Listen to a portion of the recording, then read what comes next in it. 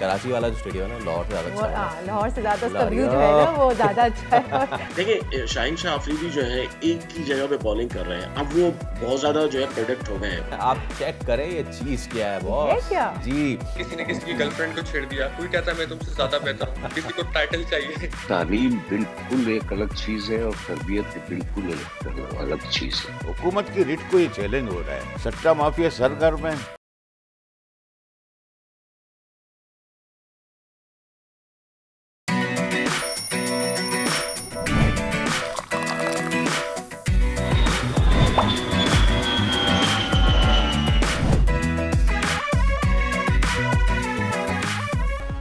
कराची में डंपर गर्दी का मामला संगीन। ट्रक जलाने पर उकसाने के इल्जाम में एमक्यूएम हकीकी के सरबराह आफाक अहमद गिरफ्तार। इंतजामी मामला सियासी रंग पकड़ रहा है। सियासत चमकाने या जज्बात भड़काने के बजाय मसले के मुत्तफिका हल की जरूरत है। लीबिया में डूबने वाली कश्ती हादसे से हौलनाक खबरें, 16 पाकिस्तानियों की अमवात की तस्दीक, 37 बच जाने वाले खौफनाक कहानियां सुना रही हैं। हुकूमत कब तक सिर्फ लाशें गिनती रहेगी? इंसानी स्मगलर्स के खिलाफ हतमी कार्रवाई करने का वक्त आ गया है। रमजान से कबल मुनाफाखोर सरगर्म, चीनी के दाम बेलगाम, 160 रुपए किलो तक फरोख्त। चीनी की मिठास में महंगाई की कड़वाहट के पीछे वजह क्या, जानेंगे आज के प्रोग्राम में। रोशनियों का रक्स, लेजर शो, सितारों की कहकशाओं के बीच अपग्रेडेड नेशनल स्टेडियम का शानदार इफ्तिताह। आज से एक्शन का भरपूर आगाज होगा। कौमी टीम जनूबी अफ्रीका से टकराएगी। कामरान गुलाम की जगह सऊद शकील को चांस दिए जाने का इम्कान। मोहम्मद हसनैन हारिस रऊफ की जगह लेंगे। और कराची पुलिस गार्डन से लापता बच्चों का सुराग लगा सकी, न ही सारिम के कातिलों को अब तक कैफरे किरदार तक पहुंचा सकी। वालिदैन खौफ का शिकार। बच्चों के तहफ़्फ़ुज़ का वाहिद जरिया आगाही, जो बच्चों के कंटेंट के जरिए मुमकिन, लेकिन बच्चों का कंटेंट मीडिया से मिसिंग। जानने की कोशिश करेंगे इसकी वजूहात आज के प्रोग्राम में। अस्सलाम वालेकुम, खुश आमदीद। जी आया नू, बखैर आगले, भली करे आया। वर्षत के दुनिया बोल है के साथ मैं हूँ सोनिया सुंदस और मैं हूँ सैयद फैसल करीम। क्या ही शानदार और क्या ही जानदार किस्म की रात थी कल, क्योंकि कल शहर कराची में थी सितारों की कहकशा, रोशनियों का रक्स, फनकारों की जबरदस्त परफॉर्मेंस, लेजर शोज, आतिशबाजी के दरमियान upgraded Karachi national bank sports arena का रंगारंग इफ्तिताह कर दिया गया है। खिलाड़ियों ने भी भाई मजेदार गुफ्तगू की है वहाँ पे पहुंच सबसे के। अच्छी बात यह है कि मजदूरों को खिराज तहसीन पेश किया गया। और आज का मैच एंजॉय करने के लिए तमाम तर जितने वर्कर्स थे जिन्होंने स्टेडियम 100 दिन के कलील अरसे में ये कंप्लीट किया, उनको एजाजी टिकट दिए गए। This is very good, this is very wonderful. By the way हम कल देख भी रहे थे, बल्कि वो वीडियो भी हमें चलानी चाहिए, उसका इंतजाम करते हैं अभी। वो जो कमेंट्री वाली चीज़ थी ना, और उसमें कमेंटेटर्स की ज़िंदगी भी बहुत खतरे में आ गई। लेकिन चेयरमैन पीसीबी मोहसिन नकवी ने ये जो काम किया है, पहले लाहौर और अब कराची, वैसे उन्होंने इस चीज़ का एतराफ़ किया कि भाई कराची वाला जो स्टेडियम है ना, लाहौर से ज़्यादा अच्छा है। लाहौर से ज़्यादा उसका व्यू जो है ना वो ज़्यादा अच्छा है। और वहाँ पे ऐसे सिंध हुकूमत और मेयर कराची के ताउन का बड़ा शुक्रिया भी अदा किया गया, और बनता भी है भाई, वाकई काम दिख रहा है, नज़र आ रहा है।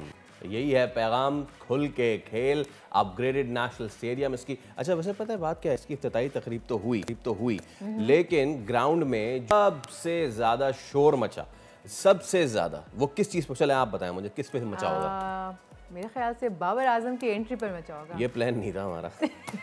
यार हमारा प्लान नहीं था कि मैं पूछूंगा किस पे मचा, तो बोलेंगे इस पे उस पे। आखिर में फिर मैं क्लाइमेक्स फोड़ता ना। लेकिन चलें, आप जब इन्होंने कह ही दिया है तो फिर आपको बता ही देते हैं कि सबसे ज़्यादा शोर लेज़र लाइट नहीं, सबसे ज़्यादा शोर अली जफ़र नहीं, सबसे ज़्यादा शोर मचा जब बाबर आजम वो जब सामने आए, जब किट अनरिवीलिंग हुई एक बार फिर, और जो होस्ट थे वो जाके सबका इंटरव्यू कर रहे थे बारी बारी, और ऐसे में कप्तान रिजवान जो, यार कप्तान सरफराज अभी तक मेरे मुंह में, यार क्या कर सकते हैं। चलिए, लेकिन ये हम आपको वीडियो दिखाते हैं ना, रिजवान ने माइक ले लिया, वो खुद होस्ट बन गए, बाबर के पास गए। तो इसके बाद ना आज बाबर जना एक सेंचुरी बनती है, जिस तरीके से कराची ने, और कितना ज्यादा वो 1 मिनट भी कोई आपको खामोश सुनाई दिया? बिल्कुल भी नहीं, बल्कि वो जो क्राउड था ना, वो नजर आ रहा था कितना एंथुसियास्टिक है, कितना एक्साइटेड है। इट वाज बजिंग, इसके बाद शाहीन शाह अफरीदी ने भी गुफ्तगू की, सलमान अली आगा ने भी गुफ्तगू की, 3 से 4 जो बड़े प्लेयर्स हमारे उन्होंने गुफ्तगू की, लेकिन सबसे ज़्यादा जो क्राउड का भाई जो रिएक्शन था ना, इट वाज बाबर अनडाउटेडली पिछले 10 सालों में अगर कोई पाकिस्तान का सबसे बड़ा क्रिकेट सुपरस्टार उभर के सामने आया after Sarfaraz, that is Babar Azam. और अब बाबर से बाबर ने शिकवा किया है कराची वाले आते नहीं हैं। बाबर कराची वालों को शिकवे का मौका नहीं दीजिएगा कि बाबर आके कराची में सेंचुरी नहीं मारते हैं। चलें, और हाँ, इसके साथ साथ आज जब हमने सेंचुरी की बात करी ली है तो बहनों भाइयों आज है match Pakistan versus south Africa. एक वर्चुअल सेमीफाइनल की हैसियत इख्तियार कर गया है और बहुत सारी इंजरीज भी हो गई हैं सोनिया उसमें। हमें हारिस रऊफ जो है नहीं खेल रहे होंगे, उनको शायद मसल स्पैज़म हो गया है जिसकी जी हाँ वजह और ये चैंपियंस ट्रॉफी से पहले एक अच्छी खबर नहीं है। हालांकि कहा जा रहा है कि चैंपियंस ट्रॉफी में वो अवेलेबल होंगे, लेकिन अब आकिब जावेद को इंक्लूड किया है स्क्वाड में। लेट्स सी हसनैन आज खेल रहे होंगे and let's see Saud Shakeel भी अब इन हो गए हैं। हम क्रिकेट पे आगे चल के ज़रूर बात करेंगे, लेकिन एक बहुत ही ग्रेव सिचुएशन और अब जो तफसीलात सामने आ रही हैं, let's shift our focus to Libya कश्ती हादसा। जो तफसीलात सामने आ रही हैं वो बहुत ही हौलनाक हैं और बहुत ही अनएक्सपेक्टेड हैं। 16 पाकिस्तानियों की अमवात की तस्दीक की जा चुकी है। जो बच गए हैं 37 पाकिस्तानी, वो अपनी अपनी हौलनाक कहानी तो सुना रहे, लेकिन ये जानिए कि जो 16 पाकिस्तानी जिनकी शनाख्त हुई है सोनिया, वो 16 के 16 खैबर पख्तूनख्वा से, like this never happened before. 16 के 16 खैबर पख्तूनख्वा से उनका ताल्लुक़ है और 14 जो हैं उनका ताल्लुक़ वो कुर्रम से है। सिर्फ 14 का ताल्लुक़ जो सिर्फ कुर्रम से है, यानी कि पहले हम गुजरावाला और दीगर को रो रहे होते थे, लेकिन अब सिचुएशन ये आ रही है कि अब वो कुर्रम एजेंसी से उनका ताल्लुक़ है। इन्वेस्टिगेशन करना पड़ेगा कि ये ग्रुप जो है ना कहाँ कहाँ काम कर रहा है। मेरा सवाल ये है कि क्या केपीके से ये अभी पहली बार हुआ है? क्योंकि कभी नाम सुना नहीं गया था ना केपीके का, पंजाब सिंध का तो आता था, लेकिन खैबर थोड़ा सा एक अलार्मिंग है, वहीं से 14 लोग। अच्छा, ग्रीस में है बोल के नुमाइंदे रफ़ाकत हुसैन हमारे साथ मौजूद है, हम उनसे बात करते हैं। रफ़ाकत, पहले तो ये तमाम तर जो वाक़या हुआ है, पहले अभी ग्रीस का वाक़या अभी थमा नहीं था, उसका ये ज़ख्म ताज़ा थे, अब ये लीबिया का एक और वाक़या सामने हो गया है। तो इसके हवाले से एक सवाल मेरा ये है कि पहले हम गुजरांवाला और इन इलाकों का सुनते थे कि यहाँ से लोग ऑपरेट करते थे और यहाँ से लोगों को भेजा करते थे। अब ये खैबर पख्तूनख्वा का ये नया चीज़ सामने आई है, क्या डिटेल्स हैं आपके पास इस हवाले से? जी बिल्कुल, चूँकि ये जो बंदे जो हादसा पेश आया, ये जो जाम हक होने वाले पाकिस्तान थे, ये पता चला है हमें कि 1 साल से वहाँ पे मुकीम थे। अच्छा। और साथ साथ मैं बताता चलूँ कि वहाँ पे अभी भी कुछ ऐसे लोग मौजूद हैं जिनको 2-2 साल वहाँ पे हो गए हैं और वो वहाँ से आगे नहीं निकलना चाहते, लेकिन उनको ज़बरदस्ती ऑन बोर्ड किया जाता है और मौत की जो है हवाले कर दिया जाता है। ये हमारे लिए भी अभी जो इत्तला नहीं है, क्योंकि हम इस पे सालों से रिपोर्ट कर रहे हैं। को पहली दफ़ा मैंने अगर कहूँ कि ज़िंदगी में मैंने ये अपनी जितना मैंने रिपोर्ट की है कि केपीके के लोग इस हादसे का शिकार हुए हैं। और रफ़ाकत, आप बता रहे हैं कि ये 1 साल से वहाँ थे, हम कह रहे हैं कि 1 साल से फंसे हुए थे तो ये ठीक होगा। बहुत से लोग 2 साल से, ये वहाँ जाके कर क्या रहे होते हैं और 1-1 साल इनको क्यों लग जाता है? क्या वहाँ जाके इनको फिर इनके ख़ानदान वालों से दोबारा पैसे मांगे जाते हैं, इनसे कोई बॉन्डेड लेबर करवाया जाता है, होता क्या है वहाँ पे? जी, लिबिया में इस वक़्त 3 जो स्पॉट्स हैं, जिसमें एक तो तराबलस है, दूसरा जो तब्रूक है और बेंगाज़ी है। जैसे ही ये वहाँ पे उतरते हैं, चूँकि इनके पास वहाँ का लीगल स्टेटस नहीं होता काम का, तो लिबिया के हालात जो माशी हालात जो बहुत ज़्यादा ख़राब है, लेकिन वहाँ पे जो ह्यूमन ट्रैफिक स्मगलिंग जो तंजीमें हैं या जो सिंडिकेट काम कर रहे हैं, वो बहुत ज़्यादा स्ट्रांग है। पुलिस के साथ वो मिले होते हैं, हत्ता कि बाज़ औक़ात तो वो कोस्ट गार्ड और फ़ौज को भी साथ मिला लेते हैं। तो इनके पास सिवाय वहाँ पे स्टे करने के इनको यही बताया जाता है कि आप 2-4 दिन में, 5 दिन में, 10 दिन में आपको वहाँ से आगे भिजवा दिया जाएगा। लेकिन चूँकि इनको वहाँ से फर्स्ट ऑफ ऑल तो जो जिस कश्ती पे सवार कराया जाता है वो बाइंग नहीं की होती, चोरी की कश्ती होती है अल्टीमेटली, और जो ड्राइवर्स होते हैं, जो कप्तान होते हैं, वो भी अनट्रेन्ड होते हैं। तो चूँकि लिबिया से बिल्कुल सामने इटली का एक जज़ीरा लैम्पेडूसा, जिस पे इन्होंने पहुँचना होता है, तो जैसे ही ये इसको करते हैं, कह लें कि वो इतना ज़्यादा फासला नहीं है, लेकिन इसके लिए इसको इंटरनेशनल समंदर से गुजरना पड़ता है। तो वहाँ पे जब कोस्ट गार्ड्स लीबिया की या इटालिया की देखते हैं, तो वो इनको पुश बैक कर देते हैं। तो ऐसे में इनको 10-10 दिन, 15-15 दिन, 20-20 दिन जो है वो समंदर में रहना पड़ता है। तो सुन के अफसोस हो रहा है। वैसे आपने रफ़ाकत अभी बताया कि कश्ती जो है वो भी चोरी की होती है, कैप्टन जो हैं वो भी अजीब, आपने जो कहानी सुनाई है सुन के तो मेरे रोंगटे खड़े हो गए। वो बेचारे किस जुल्म सितम से गुजरते होंगे। जुल्म सितम की कहानी तो हम सुनते ही हैं, लेकिन अभी जो एक इंकिशाफ हुआ है वो मास ग्रेव का हुआ है। उसके बारे में है कि जिन लोगों को इंसानी स्मगलर्स मार कर एक साथ दफना देते हैं, एक एक ग्रेव से 70 डेड बॉडीज़ बरामद हुई हैं। इसके बारे में कुछ बताइए प्लीज़। जी, ये भी कह लें कि पाकिस्तानी मीडिया में बोल को सबसे पहले इज़हार था कि हमने सबसे पहले ये खबर ब्रेक की थी कि एक कब्र से उस वक़्त 19 डेड बॉडी जो है वो रिकवर की गई थी। लेकिन अभी जो रिसेंटली आ रही है कि जैसे-जैसे उस कब्र की एक इज्तिमाई कब्र की बात कर रहे हैं हम, कि उस और ये मैं बताता चलूँ कि ये उसी शहर में हादसा पेश आया जिस शहर में ये पाकिस्तानियों की कश्ती डूबी है, उसी इलाके में ही जो है वो हुआ है। अभी तक उन जो डेड बॉडीज़ मिली हैं, उनके बारे में कह लें कि डीएनए किया जा रहा है, वो काबिल शनाख्त नहीं है कि जैसे-जैसे उनकी डीएनए का रिकवर अमल जो है मुकम्मल होगा, पता चलेगा वो कहाँ से ताल्लुक़ रखते हैं। हमारे पास जो वीडियोज़ आती हैं, जो ज़ुल्म होते हैं, वो हम अवाम को टीवी पे नहीं दिखा सकते। हाथ-पैर काटे जाते हैं, छुरियों से ज़ख्म लगाए जाते हैं, उनसे पैसे माँगे जाते हैं, तावान माँगा जाता है। और चूँकि वहाँ पे बंदे मजबूर होते हैं, अगर आप 3, 4, 5 लाख लगा के पाकिस्तान से वहाँ पे आए हैं, तो आपको वापसी के लिए 10-15 लाख पे करना पड़ता है, ठीक है? और दूसरे नंबर पे बात ये है कि इस वक़्त लीबिया जो है वो इंटरनेशनल जो तंज़ीमें जो काम करने वाली उनकी ज़द में आया हुआ है और बहुत ज़्यादा तनकीद कर रहे हैं उस पे कि वहाँ पे बहुत ज़्यादा इंसानी स्मगलिंग की वायलेशन जो है वो हो रही है। और यानी कि इसका मतलब रफ़ाकत ये है कि इन लोगों के लिए आगे कुआँ है और पीछे खाई है। मैं चाहूँगा आप देखने वालों को ये बताइए कि इनके साथ जो कुछ होता है वो तो होता ही है। अब देखिए जैसे अभी ताज़ा वाक़ये में 37 अफराद बचे हैं, उसमें से एक अस्पताल में ज़ेर इलाज है, बाकी 33 जो हैं वो ज़ेर हिरासत हैं। अब इनका आगे फ्यूचर क्या होता है? इनको डिपोर्ट कर दिया जाता है, इनके साथ क्या किया जाता है, या डिपोर्ट किया भी जाता है, नहीं किया जाता, वहीं की जेलों में फिर ये रहते हैं? जी, बिल्कुल अभी ताज़ा-तरीन सूरत-ए-हाल जो रात को अपडेट हुई है, लीबिया ने वहाँ पे इन इलाकों में अपनी जो मिलिट्री है उसको ऑपरेशन के लिए भेजा है ताकि जो ह्यूमन ट्रैफिक स्मगलिंग है इसको रोका जा सके। जो इतना आसान काम जो है वो नज़र नहीं आ रहा। जो बंदे बच जाते हैं, यहाँ पे एक इंटरनेशनल इदारा है IOM जिसको बोलते हैं, इंटरनेशनल ऑर्गेनाइजेशन ऑफ माइग्रेशन। तो जब आप किसी ऐसी जगह पे फँस जाते हो तो आप एक एप्लीकेशन देते हैं कि मैं अपने मर्ज़ी से अपने मुल्क में वापस जाता हूँ, तो वो आपको फैसिलिटेट करते हैं। चूँकि लीबिया में अभी तक ये सिस्टम इतना ब्रॉड नहीं है और वहाँ पे मुख्तलिफ नेशनलिटीज़ के लोग जैसे कि नाइजीरियंस बहुत ज़्यादा हैं, बांग्लादेश के बहुत ज़्यादा हैं, तो पाकिस्तानी भी काफ़ी सारे हैं। तो हमारे जो पाकिस्तानी अफराद हैं इनको महदूद कर दिया जाता है, घरों तक बाहर निकलने की इनकी पाबंदी लगा दी जाती है। परसों लीबिया ने एक इलाके में कर्फ्यू नाफिज किया है कि 7 बजे सुबह से लेकर 9 बजे तक आपने बाहर निकलना है। रात 9 बजे से लेकर सुबह 7 बजे तक अगर आप बाहर निकले, उन इलाकों में, एरिया में निकले, तो आपको अरेस्ट कर लिया जाएगा और आपको डिपोर्ट कर दिया जाएगा। ठीक है रफ़ाकत, बहुत शुक्रिया आपका, और बहुत ही बोन चिलिंग किस्म के फैक्ट्स आपने हमसे शेयर किए हैं। सबसे बड़ी चीज़ तो ज़ाहिर सी बात है इस वाक़े में ना, सुनिए, 2 चीज़ें अब निकल के सामने हैं। एक तो ये जो माफिया काम कर रहा है, it's not just concentrated to Punjab. अब खैबर पख्तूनख्वा की ये नई चीज़ सामने आ गई है, ओवरऑल पाकिस्तान अब टारगेट हो यस गया ना। अच्छा, और दूसरा ये कि ये लोग जो जाते हैं, हम तो ये समझते हैं कि गए और इनको ले जाया गया। आप ये देखें कि 1-1 साल 2-2 साल तक ये लोग वहाँ पे मौजूद रहते हैं। क्या कुछ होता होगा इनके साथ, और जो उन्होंने बताया वो तो लिटरली रोंगटे गूज़बम्स हम दोबारा रिपीट भी नहीं कर सकते वो। तो वो तमाम तरह अफराद जो सुनहरे ख्वाब देख रहे हैं और ये प्रोग्राम देख रहे हैं, वो सुनहरे ख्वाब ज़रूर देखें, लेकिन उनकी ताबीर और तकमील के लिए ये रास्ता ना अपनाएं कि आप खुद भी पछताएं और आपके घर वाले भी पछताएं।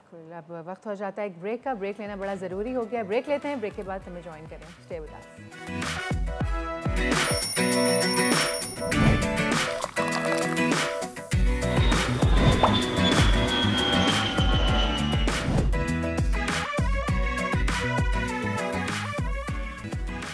तुम हारे नहीं हो, तुम सीख रहे हो। कितना ही अच्छा ये पैगाम है, और अगर ये पैगाम छोटे से नन्हे से जहनों में बचपन में ही डाल दिया जाए तो कितना अच्छा होगा। क्या ही अच्छा हो भाई। भारत में जहाँ एक सहाफ़ी स्कूल में गए, उन्होंने वहाँ एक रोते हुए नन्हे से बच्चे को देखा। फिर क्या हुआ, चलिए आपको वीडियो दिखाते हैं, फिर बात करते हैं।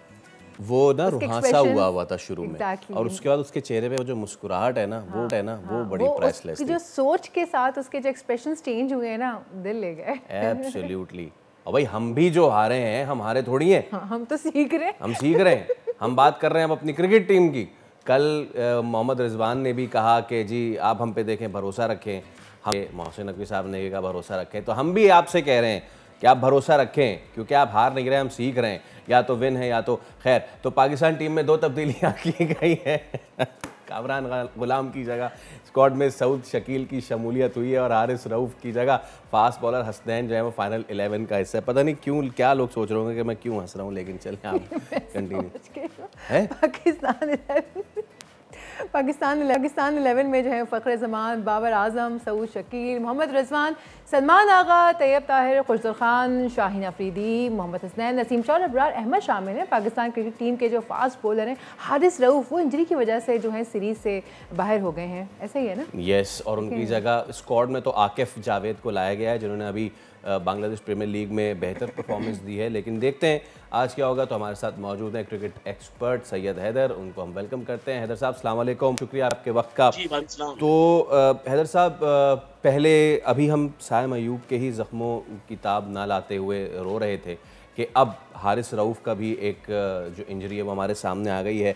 गो के बेंच स्ट्रेंथ है हमारे पास, हसनैन को हम डाल देंगे, लेकिन ऑब्वियसली हसनैन कि वो परफॉर्मेंस नहीं रही है जो कि हारिस की रही है। फिर आकिफ जावेद को भी हमने एंटर किया। तो खैर, क्या एक्सपेक्टेशंस हैं आज के मैच के हवाले से? पाकिस्तान को क्या करना चाहिए जो उसने पहले मैच में गलतियां दोहराई उसको नहीं करना चाहिए?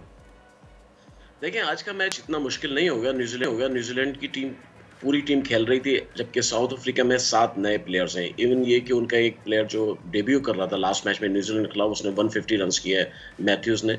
तो पाकिस्तान के खिलाफ उसकी क्या परफॉर्मेंस होगी ये अभी नहीं कहा जा सकता है, लेकिन एक बात यकीनी है कि पाकिस्तान आज का मैच आसानी से जीत जाएगा, और जीतना भी चाहिए, क्योंकि एक जूनियर टीम के खिलाफ आप खेल रहे हैं जिसमें अच्छे प्लेयर्स नहीं हैं।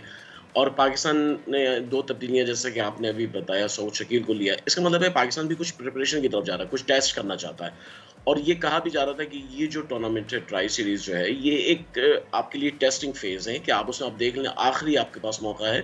बल्कि कल जो साउथ अफ्रीका के कैप्टन ने भी ये बात कही, और उससे पहले पाकिस्तान के कप्तान भी कई दफ़ा कह चुके हैं कि हमारी सीरीज़ टेस्टिंग सीरीज़ है।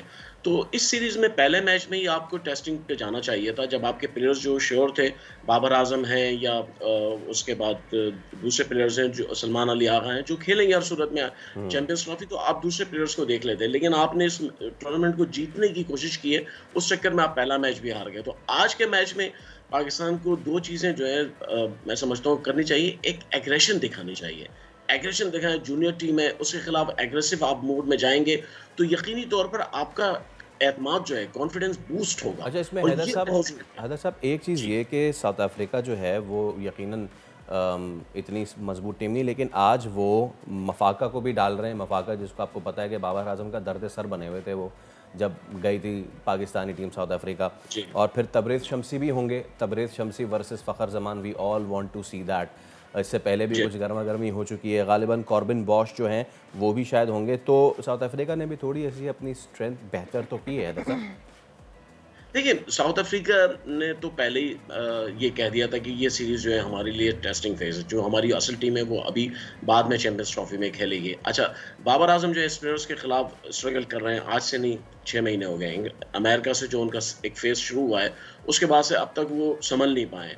अब मफाका आप पता है लेग स्पिनर हैं, और उनके खिलाफ वहाँ पे सीरीज़ में भी साउथ अफ्रीका में बाबर आजम स्ट्रगल कर रहे थे, तो यहाँ भी आज भी हो सकता है। अच्छा, नेशनल स्टेडियम की पिच जो है वो स्पिनर्स को इतनी ज़्यादा मदद नहीं देती है, मैं आपको बता दूँ कि आज, और हो सकता है कि आज पाकिस्तान एक बैटिंग पिच बनाए। अभी तक उन्होंने रिवील नहीं किया है कि कौन सी पिच पे खेलेंगे, लेकिन आखिरी वक्त मुझे लगता है कि बैटिंग पिच पे खेलने जाएंगे ताकि बैट्समैनों को बूस्ट मिले। पाकिस्तान की बॉलिंग जो है वो सेटल्ड है, इतनी ज़्यादा परेशान नहीं है, लेकिन बैटिंग जो है 7 बैट्समैनों के होते हुए भी परेशान है। और कामरान गुलाम को ड्रॉप करने का मतलब यह है कि एक प्लेयर जिसको 6-7 मैचों से खिला रहे थे, अचानक ड्रॉप कर रहे हैं। इसका मतलब है कि या तो आप कामरान गुलाम से सेटिस्फाई नहीं है, या फिर आप चाहते हैं सऊद शकील किसी तरह एडजस्ट हो जाए कहीं पे भी। तो 2 चीज़ें पाकिस्तान के माइंड में हैं, और वो दोनों चीज़ें जो है वो चैंपियंस ट्रॉफी में भी पाकिस्तान को तंग करेंगी। पाकिस्तान अभी तक जो है वो ये डिसाइड नहीं कर पाया है कि मिडिल ऑर्डर में किस तरीके से जाना है, एग्रेशन पे जाना है या टेम्परामेंट पे जाना है। सऊद शकील टेम्परामेंट के प्लेयर है, एग्रेशन नहीं है। कामरान गुलाम थोड़े से ज़्यादा हैं, लेकिन असल जो मैंने पहले भी कहा है कि फिनिशर पाकिस्तान के पास नहीं है। वो पाकिस्तान जैसे क्लासन है साउथ अफ्रीका के पास है, या इंडिया के खिलाफ जो है पास जो है पांड्या है, ऐसे जो फिनिशर हैं वो पाकिस्तान के पास नहीं। ये बड़ा सबसे बड़ा प्रॉब्लम है जो हमारे पास। एग्जैक्टली वैसे हैदर साहब, अगर शाहीन की भी बात कर लें साथ ही, तो उनका पिछला मैच जो था उसमें उनकी परफॉर्मेंस कुछ खास नहीं थी। 10 ओवर्स में महज कुछ ही वो रन्स दे पाए थे। अब अगर उनकी बात करें तो क्या आप सजेशन उनको देना चाहेंगे? उन्हें क्या डिफरेंट करना चाहिए कि उनकी परफॉर्मेंस अच्छी हो जाए, अच्छे कुछ रन्स निकाल सकें? देखिए शाहिन शाह अफरीदी जो है एक ही जगह पे बॉलिंग कर रहे हैं। अब वो बहुत ज़्यादा जो है प्रोडक्ट हो गए हैं, बैट्समैनों को पता चल गया है कि ये इस जगह पिच करते हैं, ये इनका रीजन है। उस रीजन में जब आप एक बॉलर जब बॉलिंग करने लगता है, आपको 2 चीज़ें करनी पड़ती हैं। वसीम अकरम हमेशा एक बात कहते थे कि जब आपकी बॉलिंग जो है पहले से प्रोडक्ट हो जाए, तो उसके बाद आपको चाहिए कि अपना एंड चेंज करें, आप उसके साथ जो है अपना ट्रैक चेंज करें, आप अपना रन अप छोटा बड़ा करें, ताकि बैट्समैन जो होता है, देखिए बैट्समैन हमेशा जो है वो मैथमेटिक्स के उसूलों के तहत चलता है। वो देखता है कि कितनी दूर से बॉलर आ रहा है, तो उसकी बॉल कितनी तेज़ आएगी, कहाँ पे पड़ेगी हाथ की। तो ये सब चीज़ें शाहिन शाह अफरीदी को थोड़ी सी वैरायटी लानी पड़ेगी। अगर आप बड़ा बॉलर बनना चाहते हैं, तो आपको आज की क्रिकेट जो है वो नहीं है जो आज से 40 साल 30 साल पहले होती थी। एक ही जगह आप बॉल करते रहे और बैट्समैन गलतियां करेगा, नहीं, बैट्समैन गलतियां तो करता है, लेकिन बैट्समैन अब जो है बहुत ज़्यादा फ्रंट फुट पे खेलता है। तो वहाँ पे शाहिन शाह जो है वो ज़्यादा ओवर पिच करते हैं, थोड़ा सा बाहर निकलता है बैट्समैन, तो उसको मौका मिल जाता है। तो शाहिन शाह को इस पे काम करना चाहिए, आकिब जावेद है उनको इस पर बात करनी चाहिए शाहिन शाह से। एब्सोल्युटली। तो फिर हम आज कुछ, क्योंकि डेंट सर ये पड़ा है ना कि पिछले मैच में जो सबसे बेहतर परफॉर्म कर रहे थे वो अनफिट हो गए हैं, हारिस रऊफ। अच्छा, हारिस रऊफ की जगह हसनैन आएंगे। हसनैन इस काइंड ऑफ अ बॉलर जिसको अगर आप सही इस्तेमाल करें तो वो बहुत अच्छा आपके लिए करेंगे। यहाँ पे आज कैप्टनसी की बहुत ज़्यादा टेस्टिंग टाइम होगा रिजवान के लिए, बिकॉज रिजवान, अच्छा ये वही साउथ अफ्रीका जिसको साउथ अफ्रीका में जाके हमने 3-0 मारा है, तो रिजवान के पास कॉन्फिडेंस भी होगा। और सारी बात इस चीज़ की कि वो किस तरह अपने बॉलर्स को रोटेट और रिवॉल्व करते हैं। जी बिल्कुल, बहुत रिजवान के लिए जो है ये बड़ा अहम मैच है। इस मैच में रिजवान को 2 चीज़ें पड़ेंगी। एक कॉन्फिडेंस बॉलर्स के ऊपर, आप अगर अपने बॉलर पे कॉन्फिडेंस नहीं दिखाएंगे और उसको उसकी जो फील्ड है वो चाहिए वो नहीं देंगे, तो बॉलर को भी जो है परेशानी होती है। लेकिन सबसे अहम चीज़ जो है वो फिर यही बात होगी कि आपको जल्दी जल्दी चेंजेस करना पड़ेंगी बॉलिंग में। जहाँ पे वैसे साउथ अफ्रीका एक आसान टीम है, उसके खिलाफ आपको ज़्यादा मेहनत नहीं करनी पड़ेगी। मैं आपको पहले से बता दूँ, न्यूजीलैंड के खिलाफ उन्होंने स्कोर कर लिया, लेकिन न्यूजीलैंड ने आराम से उसको चेस किया, बड़े आराम से। तो पाकिस्तान भी अगर पाकिस्तान ने टॉस जीता तो 100% पाकिस्तान पहले बैटिंग करेगा। नेशनल स्टेडियम की पिच जो है बैट्समैनों को मदद देती है, और फिर शाम को चूंकि थोड़ा यहाँ पे ड्यू फैक्टर भी काफ़ी इन्वॉल्व होगा कराची में, क्योंकि समंदर की हवा चल रही है, तो उसकी वजह से तो रिजवान को 2 चीज़ें मैं समझता हूँ कि एज ए हम पाकिस्तानी सपोर्टर ये उम्मीद करते हैं कि रिजवान पाकिस्तानी बॉलर्स पे थोड़ा सा अपना ट्रस्ट करें। हसनैन को आप खिला रहे हैं तो उसको चांस भी पूरा दें। हमने माजी में देखा कि हसनैन को जब भी खिलाया गया उसको पूरे तसव्वुर नहीं मिल सके, तो 3-4 ओवर उसके रह जाते हैं। तो आज आप हसनैन को कम से कम as a front line bowler use करें, इंशाल्लाह हमें उम्मीद है कि वो देंगे परफॉर्मेंस। चलें, let's hope for the best, क्योंकि एक वर्चुअल सेमीफाइनल की सूरत इख्तियार कर गया है। उम्मीद करते हैं कि हम आपसे जब कल परसों बात करोगे दर्शक, तो हम यही बात करोगे कि हम पाकिस्तान और न्यूजीलैंड फाइनल में हैं। लेट्स सी, देखें विन है या फिर Pakistani team is very much unpredictable, I must say that. तो फिर विन है या लॉस है? अल्लाह करे कि विन हो जाए। उम्मीद तो अच्छी रखनी चाहिए ना। उम्मीद अच्छी, वरना तो सब्र कर लेंगे। हाँ, क्या कहते होते हैं ना, क्या कहते हैं? मैं कहता हूँ कि जीत गए तो अल्लाह शुक्र, हार गए तो अल्लाह सब्र। इसी के साथ हम ले लेते हैं एक ब्रेक, छोटा सा ब्रेक के बाद मैं पूछता हूँ इनसे कि विन है या फिर लॉस है।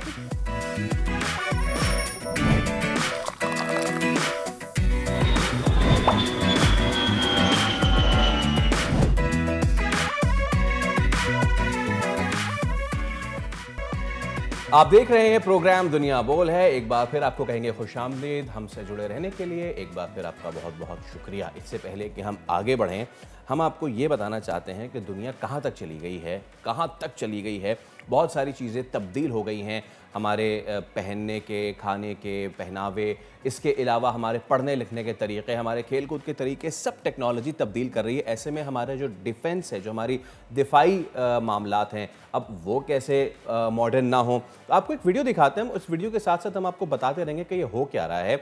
चाइना आपको लेके चलते हैं। चाइना का शहर है ग्वांगझू, और यहाँ पे आपने सुनी अक्सर देखा होगा ना, हमारे यहाँ बच्चे टायर चला रहे होते हैं लकड़ी मार मार के, तो ये वो नहीं है। मुझे लगा कि मोटा सा टायर बनाया है। मोटा सा टायर बनाया है। आप चेक करें ये चीज़ क्या है बॉस। जी, ये एक स्फेरिकल रोबोट है, और ये जो वहाँ की पुलिस है उसकी ये मदद करता है। फ़र्ज़ कीजिए कहीं पे कोई मुठभेड़ हो रही है, कहीं पे कोई कन्फ्रंटेशन हो रही है, कहीं पे कोई आग लगा रहा है, कोई एहतजाज, कोई इंतशार कर रहा है, एहतजाज नहीं, कोई इंतशार फैला रहा है, तो ये जो स्फेरिकल रोबोट है, ये जो गोल रोबोट है, ये 2 सेकंड में 2 सेकंड के अंदर अंदर अपनी टॉप स्पीड 22 किलोमीटर फी घंटे की रफ्तार पे पहुंच जाता है और फौरन पहुंच के वो तमाम तर देखें ये स्पॉट्स को आइडेंटिफाई कर लेता है। एक बंदा नहीं छोड़ता है, हाँ जी, एक बंदा नहीं छोड़ता क्योंकि उसमें एक कैमरा है। ये देखिए ये क्या हुआ है जनाब, ये है कि अगर कोई इसको गजंद पहुंचाना चाहे, कोई इसको नुकसान पहुंचाना चाहे, बहुत ही क्लोज एनकाउंटर में कोई लाठी वाठी मार रहा है, एक तो उसको कुछ होता नहीं है, बहुत ही ढीठ है ये। दूसरा ये कि ये नेट गन है इसके पास। देखें अब ये इसने भाई ने मारा ना, कोशिश की इसने मारने की, अब ये क्या करेगा, ये नेट गन सीधा फेंकेगा। ये एक नॉन लीथल किस्म का इसके पास हथियार है जिससे वो फौरन अपने दुश्मन को कैप्चर भी कर लेता है। अब आप ये देखें कि ये सड़क पे भी चल रहा है, ये पानी में भी चल रहा है। अच्छा, सेफ सिटी टाइप चीज हो गई ना ये तो। ये तो सेफ सिटी क्या, सेफ रोड्स हो गई हैं, ये तो सेफ रोड्स हो गई, हर जगह ये काम कर रहा है। हमारे यहाँ होता तो हम क्या करते इसके साथ?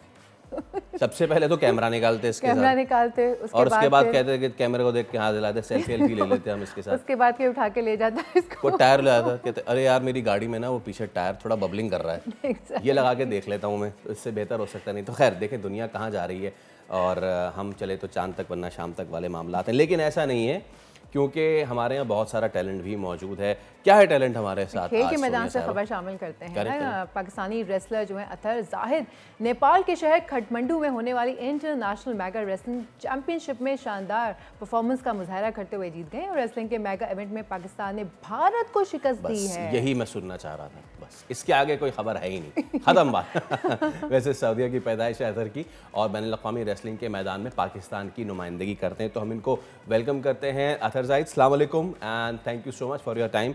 पहले तो बहुत बहुत मुबारक आपको, you have beaten India in a mega championship. तो आपका कैसा रहा ये मुकाबला और ये रेसलिंग है, ये कैसे आपको शौक हुआ? ये रेसलिंग की कौन सी फॉर्म है जो आप सारे सवाल पूछ लिया आपने एक ही को कर लेते हैं। बताइए। जी वालेकुम सलाम, thank you so much for having me.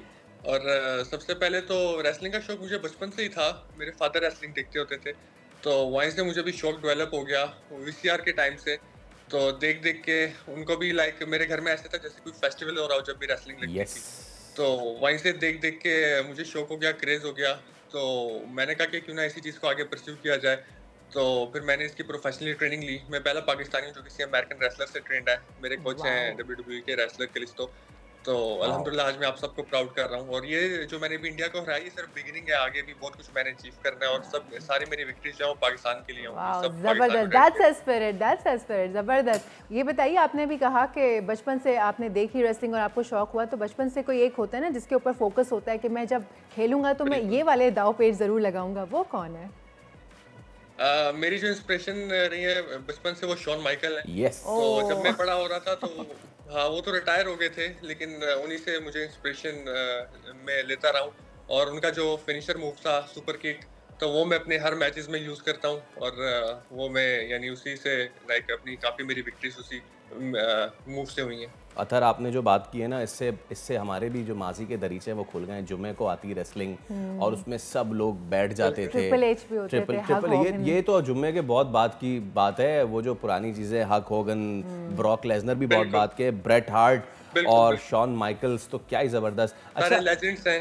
Yes, फिर एल पाक और ये सारे जो न्यू वर्ल्ड ऑर्डर वाले, वो फिर ये तो अलग अलग। तो ये तो यार मज़े का चीज़ हो गई, और अब बातें बड़ी मज़े की होंगी आपसे अतहर, क्योंकि रेसलिंग का शौक जो है ना वो हर किसी को होता है। पाकिस्तान में इट्स मैसिव, बहुत आपको फैंस मिल जाते हैं, मंडे रॉ, ट्यूसडे स्मैकडाउन, मतलब कि बहुत। लेकिन इसका सर्किट है पाकिस्तान में इतना डेवलप नहीं है। We have got boxers, we have got MMA fighters, लेकिन रेसलिंग का सर्किट इतना डेवलप नहीं है।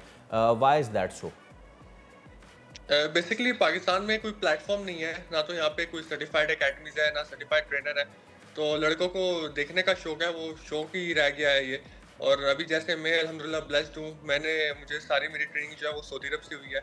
तो इस तरह अगर कोई पाकिस्तान में कोई सीखना भी चाहता है तो उसके लिए मसला ये आता है सबसे पहले कि उसको कहीं अब्रॉड जाना पड़ता है, तो उसके लिए भी उसको फंड्स चाहिए। ये बहुत एक्सपेंसिव स्पोर्ट है, one of the most expensive है, क्योंकि इसमें सारी जो हमारा एक्सपेंस है वो डॉलर्स में होता है, क्योंकि ट्रेनिंग हमें अमेरिकन से होती है, फिर उसके साथ जो कोई इंजरी हो जाए वो भी मेडिकल एक्सपेंस, फिर उसके बाद हमारी जो डाइट होती है वो बहुत हैवी होती है रिकवरी के लिए। फिर ये one of the most hardest sport है और इसमें आप जो भी आता है वो सोच समझ के आना चाहिए।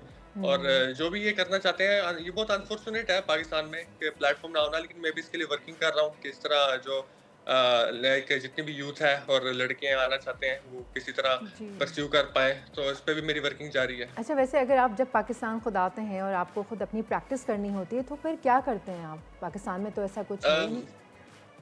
मैं बस यहाँ पे जिम ही करता हूँ क्योंकि यहाँ पे तो कोई वो नहीं है एकेडमी या कोई रिंग, तो मैं फिर जिम करके, मेरा बहुत शॉर्ट ट्रिप होता है पाकिस्तान का, तो इसलिए तो पाकिस्तान में तो मैं नहीं कर पाता अपनी ट्रेनिंग। अच्छा, ज़रा आप इस मैच के बारे में तो बताइए ना, Pakistan versus India in wrestling. This I want to see on the bigger scale, कि जहाँ पे हम देखते हैं हमेशा से ट्रिपल एच का वो बैकग्राउंड म्यूज़िक चल रही है, अंडरटेकर की बैकग्राउंड, इसी तरह पाकिस्तानी रेसलर की एक बैकग्राउंड म्यूज़िक चल रही हो और वो उस तरह आ रहा हो, इंडियन रेसलर की बैकग्राउंड म्यूज़िक चल रही हो और वो आ रहा हो। सो हम इसको बड़े प्लेटफॉर्म पे कैसे ले जा सकते हैं अथर? और जैसे आपने स्टार्ट किया, आगाज़ कैसे होता है रेसलिंग का? कौन से लेवल से आप बिगिन करते हैं और उसके बाद आहिस्ता आहिस्ता ऊपर जाते हैं? जी बिल्कुल, इंशाल्लाह आप मुझे बहुत जल्दी देखेंगे बहुत बड़े प्लेटफॉर्म्स में। और जो इसके स्टार्टिंग है वो तो ये होता है, सबसे पहले आपको इसकी ट्रेनिंग लेनी पड़ती है किसी सर्टिफाइड एकेडमी में, सर्टिफाइड ट्रेनर से। तो ट्रेनिंग के बाद आपका ट्रेनर आपको देखता है कि अब आप रेडी हो गए हैं, क्योंकि इसमें सिर्फ ये नहीं होता ना कि आपने 2-4 मूव सीखे और आप रिंग में आ गए। इसमें रिंग स्किल्स है, फिर उसके बाद स्ट्रेंथ एंड कंडीशनिंग होती है, फिर आपको प्रोमो कटिंग आनी चाहिए, आपके माइक स्किल्स अच्छे होने चाहिए। ये कितने अरसे में हो जाता है? कितने अरसे में आपकी ट्रेनिंग कंप्लीट हो जाती है? ये इंडिविजुअल टू इंडिविजुअल डिपेंड करता है, आपकी लर्निंग एबिलिटी पे डिपेंड करता है कि आप कितनी जल्दी इसको सीख सकते हैं। तो हर किसी का डिफरेंट है, कोई लड़के जो 6 महीने में तैयार हो जाते हैं, कोई 1 साल में भी नहीं हो पाते, तो ये इंडिविजुअल टू इंडिविजुअल डिपेंड करता है। तो ये सारा आपका ट्रेनर फिर आपको देखता है, फिर आपको गाइड करता है, फिर अगर आप रेडी हो जाते हैं फिर वो आपको मैच के लिए आगे लाते हैं, फिर आप वो मैच विन करते हैं, फिर इस तरह स्टेप बाय स्टेप आपका लेवल बढ़ता जाता है। तो जब आप रेडी हो जाते हैं, आपका कोच आपको फिर कहता है हाँ अब आप रेडी हो गए, फिर आपको चैंपियनशिप के मैचेस मिलते हैं, फिर इस तरह ये सारी बिगनिंग होती है। तो इसके लिए बहुत क्या नहीं। अतर, इसमें एक चीज़ मैं आपसे पूछना चाहूँगा और वो ये कि पहले WWF हुआ करता था, वो F से फिर E हो गया, फ्रॉम फेडरेशन टू एंटरटेनमेंट। तो बहुत सारे इसमें बहुत सारे हैं कि कहते हैं कि यार जो मुक्के फेक हो रहे होते हैं या इस तरह की चीज़ें। हाँ, तो ये ज़रा इसके बारे में बताएं कि शुरुआत से ही इस तरह की चीज़ होती है या फिर वो ऊपर जाते जाते फिर आहिस्ता आहिस्ता इसमें एंटरटेनमेंट का मवाद शामिल होना शुरू होता है? बेसिकली हमारी जो स्पोर्ट है ये स्पोर्ट एंटरटेनमेंट है, तो ये मिक्सचर है, क्योंकि स्टोरी लाइन्स होती हैं इसमें। ये होता है कि मैच की हाइप बनाने के लिए स्टोरी लाइन्स क्रिएट की जाती हैं। फॉर एग्जाम्पल, किसी ने किसी की गर्लफ्रेंड को छेड़ दिया, कोई कहता है मैं तुमसे ज़्यादा बेहतर हूँ, किसी को टाइटल चाहिए, तो इस तरह की स्टोरी लाइन्स बिल्डअप की जाती हैं मैच की हाइप बनाने के लिए। लेकिन जो आप रिंग में देख रहे होते हैं वो एक्चुअल में हम एक दूसरे को हिट कर रहे होते हैं, मार रहे होते हैं। तो ये one of the most toughest sport है। तो जो रिंग में होता है उसी को पता होता है क्या हो रहा है, बाहर से देखना और एक्चुअल में रिंग में होना, ये बहुत डिफरेंस होता है। तो ये जो आप रिंग में देख रहे होते हैं हम एक दूसरे को मार रहे होते हैं, वो एक्चुअल में लग रही होती है हमें, तो ऐसा कुछ भी नहीं है। और ये जो वैसे अब तो रिंग में मैंने देखा है फीमेल रेसलिंग्स भी होती हैं, फीमेल रेसलर्स भी होती हैं। अब नहीं, बहुत पहले से हो रही हैं वो तो, अब ज़्यादा हो गई हैं, पहले इतनी नहीं होती थी लेकिन अब ज़्यादा हो गई हैं, अब बढ़ गया है ना। बिल्कुल। चलें अतर, बहुत शुक्रिया आपका और उम्मीद करते हैं कि आप इसी तरह तरक्की करें और पाकिस्तान का नाम बड़े कैनवस पे भी रोशन करें। आई होप कि the people who have watched you, the boys and the girls, वो भी इस फील्ड में आए। वैसे मेरे पास अब जैसे जैसे मैं बात कर रहा था ना, मैं एक पूरी लिस्ट मैंने तैयार कर ली है कि मुझे कौन कौन वो बहुत पसंद था रेसलिंग में। So Hogan, Brock Lesnar, Bret Hart, Shawn Michaels, Rey Mysterio, Triple H, Hardy Boyz, Iron Sheik. It's a long list. कौन?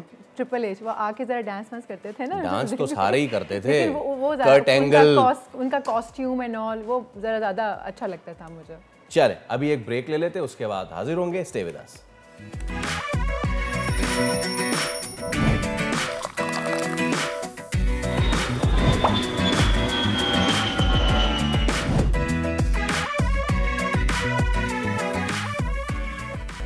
एक बार फिर आपको कहेंगे खुशामदीद। आप देख रहे हैं प्रोग्राम दुनिया बोल है। हम अब बात करने जा रहे हैं कराची में पेश आने वाले उन वाक़यात की कि जो अब एक मुख्तलिफ ही रंग इख्तियार करते जा रहे हैं।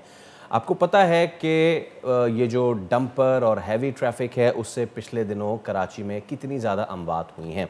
हमने कल भी कोशिश की थी बात करने की उन स्टेक होल्डर से कि जिनका इसमें स्टेक है और वो क्या कहना चाह रहे हैं, लेकिन उन्होंने जो भी गुफ्तगू की उस सब से कतई नज़र, उस सब से सबको हटा के रवां बरस सिर्फ 1.5 माह के दौरान 100 के करीब अफराद मुख्तलिफ ट्रैफिक हादसात में अपनी कीमती जानों से हाथ धो बैठे हैं। हालिया कराची में डंपर हादसात के बाद वो सिंध हुकूमत एक्शन में नज़र आई है और बाकायदा इस हवाले से हैवी ट्रैफिक और डंपर माफिया के खिलाफ अमली इक़दाम भी उठाए जा रहे हैं।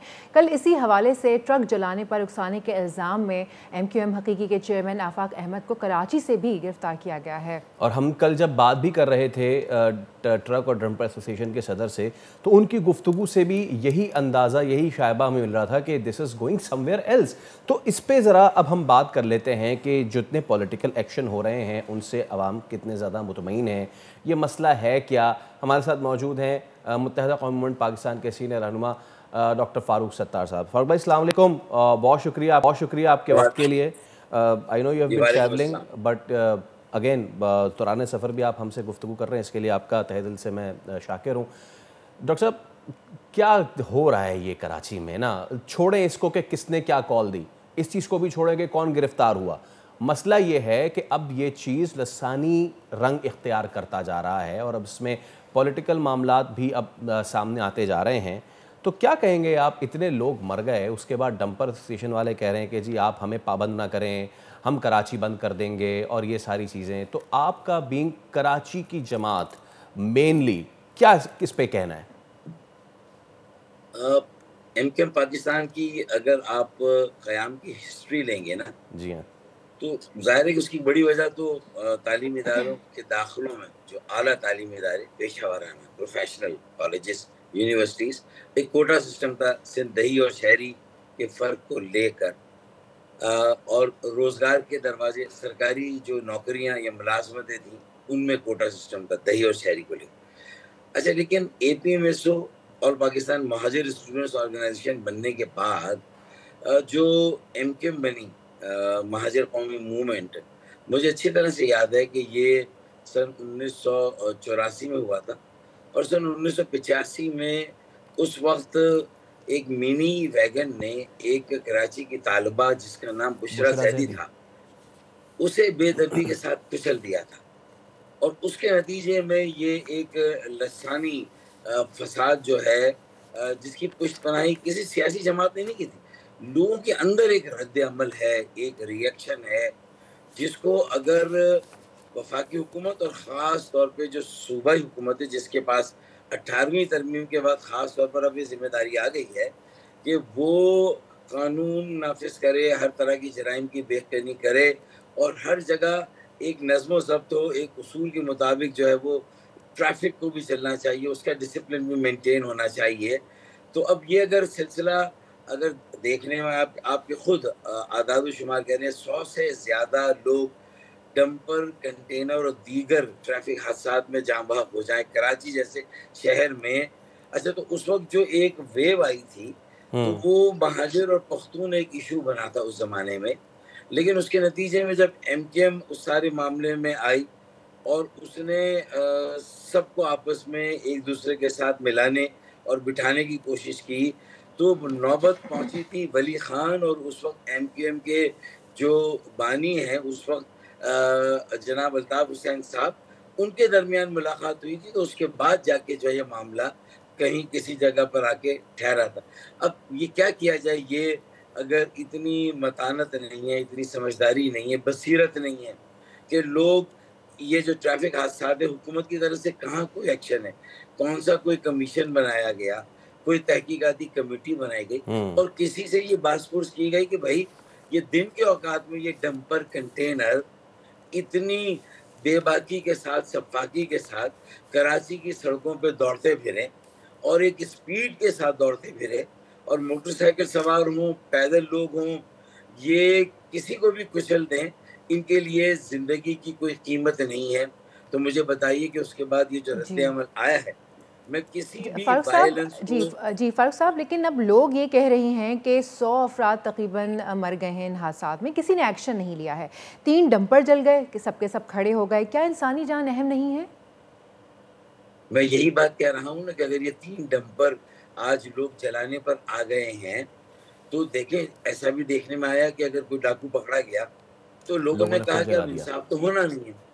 उन्होंने उसकी इतना उसके ऊपर तशद्दुद किया कि वो अपनी जान से गया। तो वो कहते हैं कि देन एंड देयर मैं इसको सपोर्ट नहीं कर रहा हूँ। Violence breeds violence, violence counter productive है। तशद्दुद की हर हाल में मजम्मत करनी चाहिए, लेकिन अगर हुकूमत और हुकूमत में पॉलिसी बनाने वाले कोई एक्शन ना लें, इतनी बेहिसी का मुजाहरा हो और कोई कम्युनिटी पुलिस का निज़ाम ना हो, कोई लोगों में जो जराइम के रुझानात हैं मुख्तलिफ बस्तियों में, आबादियों में, वहाँ से कोई फीडबैक ना आ रहा हो और पूरी दुनिया में अब इसमें ना फारूक भाई, अब देखें जिस तरह आपने बात की कि लोग मुश्तिल होके डाकू या मुबैना डाकू, इसमें कुछ ऐसा मच्छर कॉलोनी का मुझे वाक़या था, इसमें वो 2 बच्चे डाकू नहीं भी थे, उनको फिर भी फूंक दिया था वहाँ पे। ये वाक़या हो या फिर वाक़या ये हो कि लोग डंपर को आग लगा दें या फिर कोई इस तरह की चीज़ कर दे, फिर डंपर वालों की अलग एक बिपता आ रही है। वो कहते हैं कि गनी चौरंगी पे 100 रुपये लेते, सिमेंस चौरंगी पे 500 रुपये लेते। तो इसमें हर कोई परेशान है, जो स्टेक होल्डर है हर कोई परेशान है। ये इंतज़ामी मामला है। आप इस वक्त लॉ मेकर हैं, लेजिस्लेटिव असेंबली में बैठे हैं। एक इंतज़ामी मामले को पहले तो ये कि सियासी मामले की तरफ जाने से बचाना चाहिए, दूसरी तरफ ये इंतज़ामी मामला फिर सुधरेगा कैसे? इसका सोल्यूशन क्या है? पाबंदी लगा देना या सड़कें सीधी कर देना, क्या करें फिर? फैसल देखें, वजूहत तो मुतादिद है ना।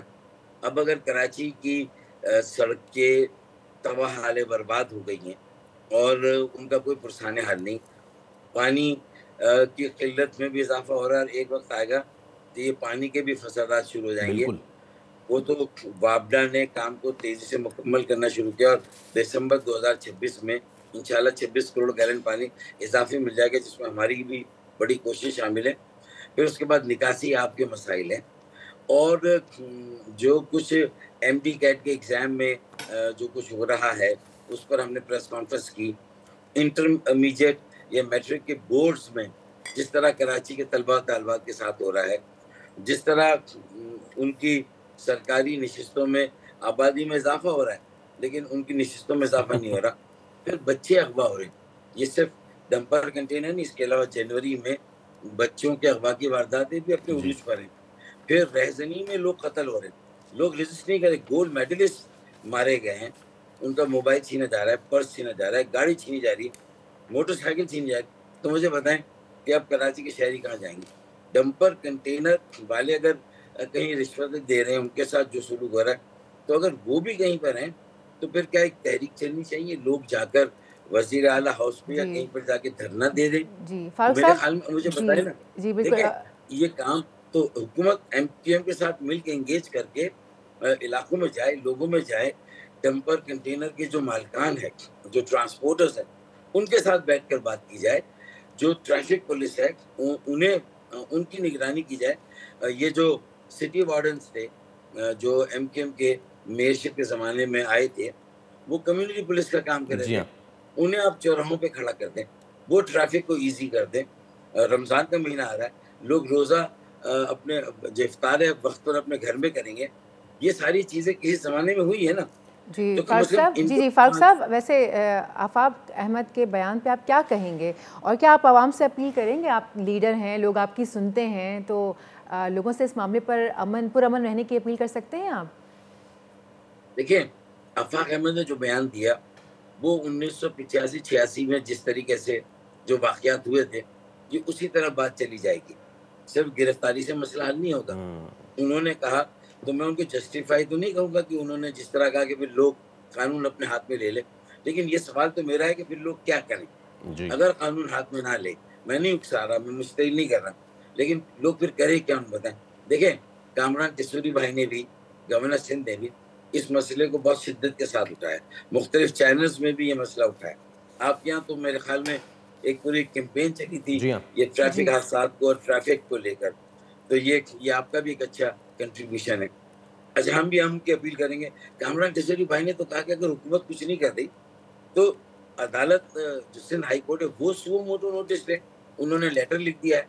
अब अदालत को ही कम से कम बात करनी चाहिए, अब इंतजामिया को, अफसरान को बुला के पूछना चाहिए। फारूक भाई आप चले जाए ना अदालत, फारूक भाई आप लेके केस कराची वालों का अदालत चले जाए, क्योंकि हमारा भी सवाल है कि लोग क्या करें। लोग देखें, आम आदमी, चाहे देखें डंपर वाला है वो एक आम आदमी है और उसका ये कहना है कि देखें सड़कें ख़राब हैं, गड्ढे हैं, आगे पीछे गाड़ी गड्ढे में पड़ती है और वो गिर जाती है। कल हमने जो डीआईजी ट्रैफिक हैं चीमा साहब, उनसे भी बात की। उनका ये कहना है कि इनमें आधे वाक़यात जिसमें सरीहन डंपर वालों की गलती, लेकिन आधे वाक़यात ऐसे हैं कि कोई बाइक वाला है उसने हेलमेट नहीं पहना हुआ, कोई बाइक वाला है वॉल्यूशन, और उसमें हमें इस बात का खुले दिल से इज़हार कर लेना चाहिए कि हमारे यहाँ जो बाइक वाले हैं वो सर पे कफन बांध के ही चलते हैं और इसमें कोई दो राय नहीं है ना। तो इसमें गलती अगर इसको 50-50 ना करें, 70-30 कर लें, ये चीज़ है। अगर कोई बच्चा मारा जा रहा है कि वो सड़क पे खड़ा है और सड़क पे खड़े खड़े रौंद दिया गया है, तो ऐसे लोग हैं जो अपनी लापरवाही की वजह से होते हैं। नहीं होना चाहिए, ये चीज़ नहीं होनी चाहिए। तो फारूक भाई, हम इसका आगाज़ कहाँ से करें? चल आज हम हमारे प्लेटफॉर्म से ये बताएं, इसका हम आगाज़ कहाँ से करें? हम मीडिया पे अवेयरनेस से शुरू करें, हम अदालत जाएं, हम लोगों को जाके समझाएं कि भाई हेलमेट पहन लो, हम इन डंपर वालों या फिर उन लोगों को बोले कि जिनको फिटनेस सर्टिफिकेट देने इन डंपर्स के, पूरे सिंध में फिटनेस जो देने वाले लोग हैं कितने हमें नहीं पता, ये तो आप बताएंगे। नुक्ता आगाज़ क्या होगा फारूक सत्तार साहब? सियासी लोगों को अपना किरदार अदा करना चाहिए। उन्हें लोगों में जाकर जहां उनको मुत्तहिद और मुनज़्ज़म एहतजाज या मुजाहरों के लिए तैयार करना चाहिए, ऐसी बेरहमी, बेदर्दी और बेईमाना लोग कत्ल हों। ज़रूरी नहीं कि आप जाके सड़क पे जाके एक डंपर कंटेनर को चला ही दें। अब ये बात मैं करूँगा तो इस वक्त लोग जिस तरह चिराग पा हैं, जिस तरह मुश्तिल हैं, वो बोलेंगे कि यार फारूक भाई क्या बात कर रहे हैं, चैन की बंसी बजा रहे हैं। और वो तो ये कहते हैं हुक्मरानों के लिए कि रोम जल रहा है और नीरू बंसी बजा रहा है, बांसुरी बजा रहा है, बंसी बांसुरी बजा रहा है। तो देखिए ना, फिर लोगों के सेंटिमेंट्स के लिए तो फिर सियासत होती है। और अगर उसमें मैं कोई ऐसी बात करूं तो देखिए, फिर भी मैं कह रहा हूँ कि चले हम जाएंगे, लेकिन फिर ट्रैफिक पुलिस इंतजामिया, उसके ऊपर जो हुकूमत जो सियासी हुकूमत है, पॉलिटिकल हुकूमत है, 16 सालों से बिला शिरकत खैर वहाँ पर है, वो क्यों नहीं नजर आती? कोई ऐसा काम करते हुए, कोई ऐसा बयान देते हुए, कोई कमीशन बनाते हुए, और कम से कम इन हादसात में जो लोग शहीद हुए हैं उनके घरों में सियासी लोग जाएं, उनसे कम से कम ताज़ियत करें, उनके जख्मों पर मरहम रखें। ना कि अगर किसी ने बयान दे दिया तो मैं इसको गलत समझता हूँ कि आफाक अहमद को गिरफ्तार नहीं किया जाना चाहिए, बल्कि एमक्यूएम को एंगेज करते उसके बजाय, क्योंकि वो नुमाइंदा आवाज़ है, मुंतखब नुमाइंदा आवाज़ है। और उनके साथ बैठकर लोगों के पास जाकर और डंपर कंटेनर के मालिकान को भी करके, और जितने वाक़यात हुए उनका जायजा ले लें। अगर 30% कसूर मोटरसाइकिल वालों का है तो भाई उन पर डाल दें।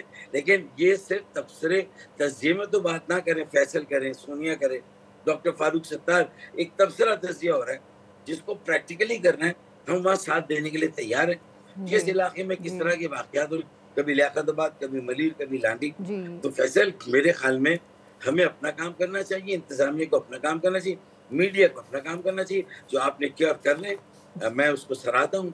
इसी तरीके से जो है वो हुकूमत को सबसे बढ़कर अपना काम करें। पुलिस पब्लिक सेफ्टी कमीशन क्यों नहीं बनाई जाती? जी फारूक साहब, आपने कह दिया कि हुकूमत को काम करना चाहिए, इनको काम करना चाहिए। लोगों को क्या करना चाहिए? लोगों को क्या मैसेज देना चाहेंगे हमारे प्लेटफॉर्म से आप? देखिए, पुरअमन धरने या मुजाहरे करने चाहिए और घरों से मुनज़्ज़म तौर पे बाहर आना चाहिए। जो ट्रैफिक है, रवा ट्रैफिक, उसमें खलल कम से कम डालना चाहिए, और जो एहतजाज के तरीके हैं वो अपनाने चाहिए, पुरअमन एहतजाज के, ताकि लोगों की ये जो तोड़ फोड़ या नुकसान, जलाओ घेराव, ये किसी भी माशरे। लेकिन मैं यही कह रहा हूँ कि कब तक हम इन लोगों के जज्बात को, मुश्तिल जज्बात पर, ये पानी डालना नहीं है, ये दबाना है। आपको पानी डालना है, मरहम रखना है, कोई बात कहनी है। देखिए, आप भी तो ये प्रोग्राम कर रहे हैं ना इस तरह के, तो हुकूमत की तरफ से, वजीर आला की तरफ से क्यों नहीं कोई प्रेस कॉन्फ्रेंस होती? उनकी तरफ से लोगों को क्यों नहीं यकीन दिलाया जाता कि कराची भी पाकिस्तान का और सिंध का हिस्सा है? यहाँ के लिए कोई कवानीन अलग नहीं है, यहाँ के लिए कोई अलग आइन नहीं है। उसी आइन और कानून में 18वीं तरमीम के बाद सूबाई हुकूमत की जिम्मेदारी कि वो लोगों की जान, माल, मता, आबरू, इज्जत की जामिन और मुहाफिज हुकूमत और इसमें फारूक भाई जहां हमारी जिम्मेदारी वहीं आपकी जिम्मेदारी, हर किसी की जिम्मेदारी है कि वो एक बार फिर कराची को वो पुराने वाले कराची ना बनाए कि जहां पे एक ज़बान बोलने वाला दूसरे ज़बान बोलने वाले की शक्ल देखना पसंद न करे। आपका बहुत शुक्रिया, उम्मीद हम आपसे ही करते हैं कि आप इस मामले को आगे लेके जाएंगे। कराची की तवाना आवाज़ है आप और MQM पाकिस्तान, और सिर्फ आप नहीं, पार्टी हो गई, अब दीगर जितनी जमातें, सियासत की बात ही नहीं है ना, बिल्कुल सियासत को अलहदा रख के दूसरी चीज़ें देखनी चाहिए। एब्सोल्युटली। चलिए अभी हम एक ब्रेक लेते हैं, ब्रेक के उस पर हाजिर होंगे तो मजीद अहम मामला आपके साथ डिस्कस करेंगे। Stay with us.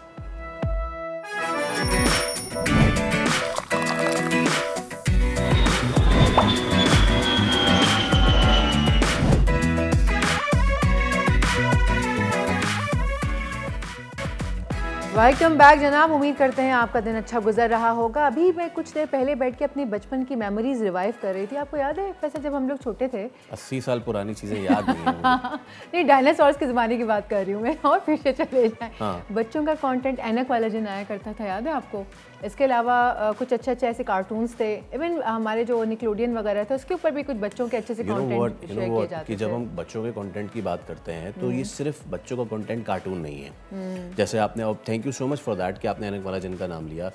कार्टून से लेके थिएटर प्लेस से लेके ड्रामा से लेके इवन मूवीज भी, जी हाँ, बच्चों की मूवीज आती हैं। एग्जैक्टली। तो ये सारी चीज़ें होना बंद हुई हैं। अब हम आज कोशिश कर रहे हैं कनेक्ट करने की कि हमारे जो माशरे में बच्चों के साथ ये तमाम तर वाक़यात हो रहे हैं, right from harassment to the kidnapping, उनके साथ गलतबाजी करने से लेके और उनको किडनैप करने तक, उनको कत्ल कर देने तक, इसमें जब तक हमारा बच्चा, हमारे वालिदैन प्रोएक्टिव नहीं होंगे तब तक 50 से ज़ायद फ़ीसद केसेस जो है ना, हम उसको रोक सकते हैं अगर हमारा बच्चा, हमारे वालिदैन प्रोएक्टिव हैं। वो कैसे होंगे? सारी तरबियत की ज़िम्मेदारी सिर्फ वालिदैन या स्कूल की तो नहीं है। जो बच्चा देखता है, जो बच्चा कंज्यूम करता है, इस पे वो अब क्यों नहीं इस तरह की चीज़ें हो रही हैं? क्या राइटर्स लिखना नहीं चाह रहे, प्रोड्यूसर्स प्रोड्यूस नहीं करना चाह रहे? इसका फाइनेंशियल एस्पेक्ट क्या है आखिर? इस सब पे हम बात कर लेते हैं। आज हमारे साथ एक बहुत स्पेशल गेस्ट मौजूद हैं और बचपन के मेरे बहुत ही फेवरेट कैरेक्टर, अदाकार, सबके फेवरेट हैं और राइटर जुल्कनैन हैदर साहब हमारे साथ आज मौजूद हैं। जुल्कनैन साहब, सबसे पहले तो अस्सलाम वालेकुम, बहुत शुक्रिया और आपके सबसे पहले और आपके तमाम तर डायलॉग्स आज तक ज़हन नशीन है। Please sir, please carry on, आप कुछ कहना चाह रहे हैं। सबसे पहले बोल का और एहसन साहब का और सोनिया का और आपका बहुत शुक्रिया कि आपने मुझे इस काबिल समझा और मुझसे गुफ्तगू की। मैं बोल चैनल पे इस वक्त आपसे और आपके ऑडियंस से बात कर रहा हूँ। बहुत शुक्रिया। आप सर, हम आपके शाकिर हैं। अच्छा, अब जुल्कनैन साहब, आज हमारा मामला ही यही है कि बच्चों का मवाद हमने बच्चों को बिल्कुल ही लाखैरा करके छोड़ दिया है। कोई शोर मचाए बच्चा, ये ले बेटा जा मोबाइल और जा, हमारी जान छोड़। अब वो बच्चा उस पर क्या देख रहा है, कैसे देख रहा है, कब तक देख रहा है, कितना देख रहा है, उसकी आंखों की सेहत से लेकर उसकी जहनी बलूगत तक हमने सब एट स्टेक कर दिया है। राइट टू द फैक्ट कि आपके ज़माने से जितने मामलात बच्चों के कंटेंट में होते थे, मैं चाहूँगा आज आप बताएं लोगों को कि जब आप बच्चों के लिए लिख रहे होते थे, क्या क्या बारीकियां थीं कि जिनको आप मद्देनज़र रख के लिखते थे, जिससे बच्चों के उस पर नेगेटिव इम्पैक्ट ना हो बल्कि वो पॉजिटिव इम्पैक्ट उन पर जाए? जी बहुत शुक्रिया। बच्चों पे बात करने से पहले मैं आपसे ये पूछना चाहूँगा, क्या बड़ों के जो ड्रामे चल रहे हैं या जो भी गुफ्तगू हो रही है, क्या आप उससे मुतमईन हैं? नहीं, नॉट रियली। तो फिर मसला ये है कि जहाँ आबे का आवा बिगड़ गया हो, वहाँ पर बच्चे बेचारे तो अपना इंतज़ार कर रहे हैं। आपका जो सवाल था उसमें ये है कि हम उर्दू में बहुत सारी चीज़ें ऐसी है जिसमें एक साथ इस्तेमाल होती हैं। तंज़ व मिज़ाह, मशहूर व मकबूल, तालीम व तरबियत। तालीम व तरबियत के दोनों एक साथ इस्तेमाल होते हैं, लेकिन इनके मायने और इनका प्रैक्टिकली जो है ना वो बहुत अलग है। मकबूल और मशहूर ये भी एक अलग चीज़ है। तालीम व तरबियत, तालीम बिल्कुल एक अलग चीज़ है और तरबियत बिल्कुल अलग चीज़ है। जब हम ड्रामा लिखा करते थे तो हमें कहा जाता था कि ये बच्चों को एजुकेट करना, तो हम तफरीह के साथ साथ, और जब हम राइटिंग में देते थे अप्रूवल के लिए, कोई मिसाल के तौर पे आप जब बच्चे होंगे, जब आपने कोशिश जरूर देखा होगा जी जी बच्चों का जो ड्रामा था, उसमें जो लिखकर मैंने दिया था जो अप्रूवल के लिए, तो उसमें लिखा था कि इसमें हंसी मजाक के साथ साथ उनकी तरबियत और उनको मैसेज भी दिया जाएगा। तो कोशिश में जो है वो दादा था, अल्लाह जन्नत में जगह दे, नवाज साहब हमारे आर्टिस्ट थे कोयटा टेलीविजन के, और राजा रानी उसमें बेटे थे, और लैला जुबैरी और जावेद नवाब साहब उसमें वो थे, वो घर के मालिक थे, और मैं बरकत का रोल मुलाजिम की हैसियत से था, और मेरा करैक्टर था एंटरटेनमेंट का। लेकिन जब भी हम सब्जेक्ट उठाते थे जिस किस्त में भी, उसकी तकरीबन उस वक्त तक 52 एपिसोड्स, 52 एपिसोड्स जो थे वो ऑन एयर गए थे, और ये आज भी पूना एकेडमी में पड़ा हुआ है और वहाँ ट्रेनिंग के तौर पे इस्तेमाल होता है। लेकिन हमारी बदनसीबी है कि हमारे यहाँ पर उसको दोबारा से ना पूछा गया, ना मतलब अब गिला शिकवा क्या करना, उनको कोशिश को तो छोड़ दीजिए, मुझे नहीं पूछ रहे तो मैं क्या करूँ। मसला ये है कि उसमें हम खेल खेल में जो भी वो एक मुआरका होता था, एक जीत होती थी, एक मैसेज होता था, किसी की हेल्प होती थी, कोई अदब होता था कुछ, तो वो क्रेडिट गोज टू चिल्ड्रन, बच्चों को गाइड किया जाता था और उसका सेहरा बच्चों के सर पे दिया जाता था, और आखिर में एक सवाल किया जाता था मुआशरे से, बड़ों से, बच्चे पूछते थे, तो हर सवाल आखिर में एक तो जब तक पहले सवाल होता था फिर मैं लिखता था उसको, और फिर वो कहानी बनती थी, और फिर उसमें लाइटर वे में मैं अपना कैरेक्टर करता था। अब मसला ये है कि आजकल जो है वो ये कहा जाता है कि जी दुनिया में ये यूनिवर्सल ट्रूथ है कि जानवरों के साथ एक्टिंग करनी और बच्चों के लिए लिखना या बच्चों के साथ एक्टिंग करनी बहुत मुश्किल काम है, क्योंकि किसी वक्त भी कुछ भी कर सकते हैं। तो जब पैसों की बात आती है तो वो कहते हैं कि जी तो बच्चों का है ना ड्रामा, तो ये कॉमेडी की बात आती है तो कहते हैं ये तो कॉमेडी है। अच्छा, मुझे जानबूझकर मुझे कॉमेडी से संजीदगी की तरफ आना पड़ा कि हमारे यहाँ कॉमेडियन को एक्टर ही नहीं मानते। आप अब मुझसे मुत्तफिक हो या ना हो ये एक अलग मसला है, और जब कभी बात होती है तो कहते हैं बच्चों के लिए, तो वो तो बच्चों का है, तो उसमें पेमेंट जो है वो दे दी जाती। तो मेरा ख्याल जो है वो मेरे हमअसर या मेरे साथी जो हैं शायद इसलिए इज्तनाब करते हैं इस बात से, लेकिन मुझे बड़ी खुशी होती है। अभी मैं इस वक्त आपसे मुखातिब हूँ इस्लामाबाद से, तो मैं आ रहा था तो कराची में एक प्रोजेक्ट करके, तो एयरपोर्ट पे आप जितने बच्चे मुझे मिले तो उन्होंने एक जुमला कहा तो मेरी सारी जिंदगी की थकावट दूर हो गई। उन्होंने कहा कि आपने हमारी तरबियत बहुत अच्छी की। क्या बात, खूबसूरत बात की है। तो मुझे आप आपकी जगह तक, आप जो भी एज है आपकी, माशाल्लाह अल्लाह आपको सेहत वाली जिंदगी दे, आप हमारा सरमाया है। आपने अब सब मुल्क को संभालना है, आपने अब चैनल को संभालना है, आपने अब हमारे जितने शोबे इदारे हैं वो सब आपने संभालने हैं। तो अगर आपकी तरबियत मैंने अच्छी की है तो शायद इसलिए बख्शा जाऊं मैं। तो मेरा मकसद है कि पैसा। जुल्करनैन साहब, एक बात जो आपने की, और ये समझें कि ये तो ज़िंदगी का सरमाया हो जाता है कि कोई आए और आपको बताए कि आप मेरी ज़िंदगी में कुछ मस्बत तब्दीली लेके आए हैं, इससे बढ़ के कोई मुआवजा, इससे बढ़ के कोई और जुमला नहीं हो सकता। मैं आपकी तवज्जो मबज़ूल कराऊँगा अगेन इसी चीज़ पे कि उस बच्चे को, उस लड़के को, उस लड़की को जिसने आपसे ये कहा, उसको वो चीज़ याद रहेगा, यानी कि उसने अपने बचपन में कोई ऐसी मस्बत चीज़ देखी कि जो उसके जहन में पेवस्त हो गई और उसने उसकी तामीर, उसके किरदार की तामीर में एक मस्बत पहलू छोड़ा।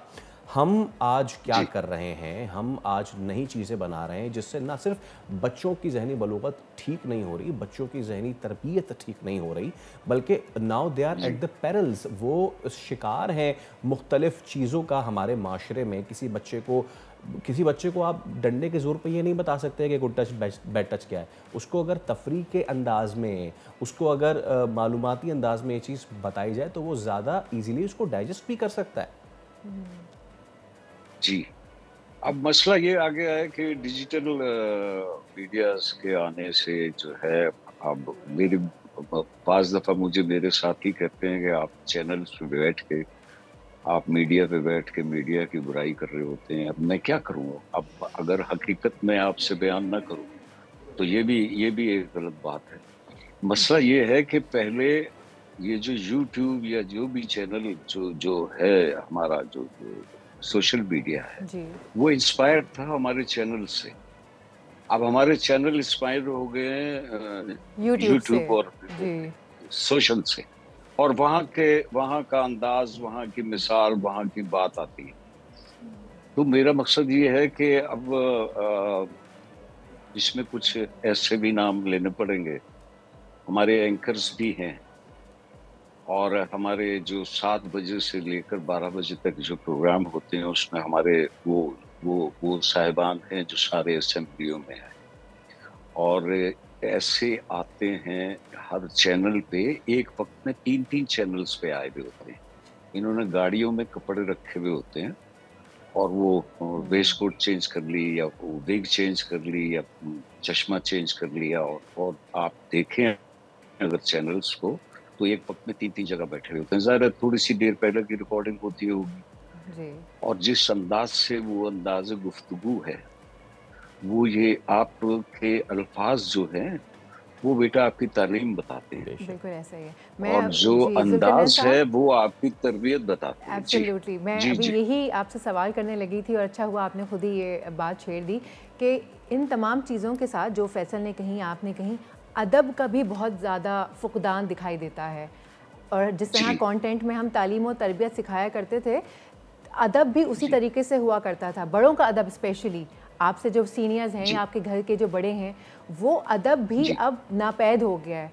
लोगों को, जो हमारे बड़े हैं, बहुत माजरत के साथ, हमारे बड़े भी अब वो बड़े नहीं हैं, उनमें बड़ापन नहीं दिखाई देता मुझे। क्या आप इस बात से एग्री करेंगे? बिल्कुल एग्री कर रहा हूँ मैं। हमारे अंदाज से हमारे हीरो किसे कहते हैं? एक ड्रामे में मेरी तरबियत इस तरीके से हुई है कि एक ड्रामे में मैंने एक जो हमारा मेन कैरेक्टर जो हीरो कहलाता है हमारी कहानियों का, उसमें मैंने उससे वक्ती तौर पर एक चोरी करवा दी। बिल्कुल ठीक। तो हमारे दादा उस्ताद, मैं कहता हूँ गुफरान इम्तियाजी साहब को अल्लाह जन्नत में जगह दे, काजिम पाशा साहब मेरे उस्ताद हैं, उनके भी उस्ताद, उन्होंने उठा के, वो उस वक्त जीएम थे कोयटा के, उन्होंने उठा के सिर्फ फेंक दिया कि आपको हीरो का मतलब नहीं पता, आपने हीरो से चोरी करवा दी। और एक इन फ्यू मतलब एक छोटी सी ट्विस्ट करने के लिए वो किया, तो उन्होंने इतना डांटा मुझे।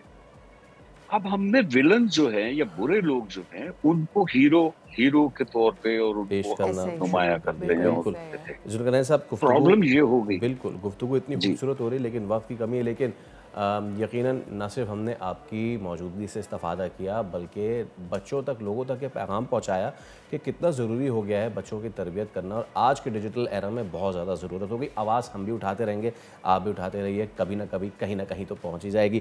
फिलहाल आपका बहुत शुक्रिया, उम्मीद करते नहीं रही तो आपसे फिर कभी दोबारा मुलाकात होगी। तो चले अभी ब्रेक ले लेते हैं। बिल्कुल, एक ब्रेक का वक्त हो गया, ब्रेक लेते हैं, ब्रेक के बाद हाजिर होंगे। लेकिन जाइएगा नहीं, बहुत एक इंपॉर्टेंट टॉपिक आपका इंतजार कर रहा है। Stay with us.